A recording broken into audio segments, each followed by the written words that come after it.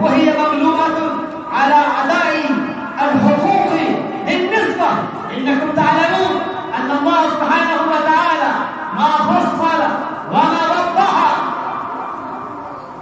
عن الصلاة وعن الزكاة وعن الصوم وعن الحج كما وضح أمر الميراث، فإن صفحة واحدة من القرآن الكريم مشتملة على الميراث.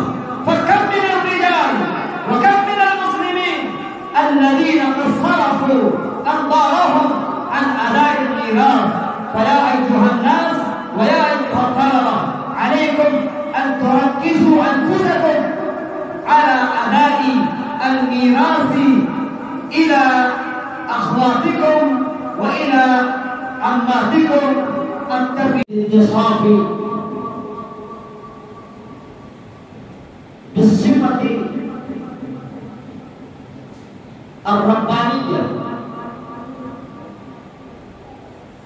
هذه هي الصفة التي توجد في ذلك الرجل الذي يتصور الله سبحانه وتعالى ربا حقيقيا. من أجل ذلك لا يتوكل إلا على الله. وإنكم تعلمون أن صفة التوكل من أصل الأمور، وهذه هي الصفة التي ذكرها الله سبحانه وتعالى في القرآن الكريم مرارا. إنما المؤمنون إذا ذكر الله وجلت قلوبهم وإذا تليت عليهم آياته زادتهم إيمانا وعلى ربهم يتوكلون. وإن الإنسان حينما يتصف بهذه الصفة الجليلة الربانية فإنه يعلن أمام كل إنسان إن صلاتي ونسكي ومحياي ومماتي لله رب العالمين. أيها الإخوة، لعلكم قرأتم السيرة النبوية وإنكم طالعتم في أثناء دراستكم السيرة النبوية أن النبي صلى الله عليه وسلم دعا وتضرع وخشع أمام الله سبحانه وتعالى في غزوة بدر، حينما كان عدد الكفار كثيرا وعدد المؤمنين قليلا. فبقى الله سبحانه وتعالى ورفع يديه أمام الله سبحانه وتعالى متضرعا خاشعا باكيا: اللهم إن تهلك هذه العصابة لن تعبد بعدها. فثبت في هذا الدعاء أن الله سبحانه وتعالى أبقى هذه الأمة الإسلامية لهذه الصفة الجليلة وهي صفة العبادة، كما قال القرآن الكريم: وما خلقت الجن والإنس إلا ليعبدون. ولكن أيها الطلاب ويا أيتها الأمة المسلمة، إننا ضيقنا إطار العبادة. رغم ذلك إن إطار العبادة وسع الله سبحانه وتعالى ووسعها النبي صلى الله عليه وسلم.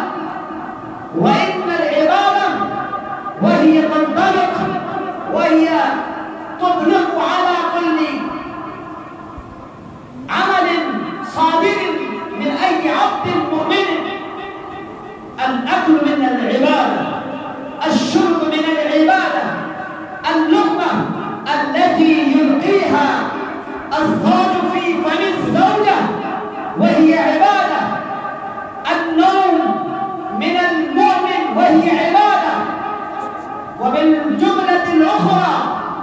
كل عمل يصدر من الإنسان فهو عبادة. ولكننا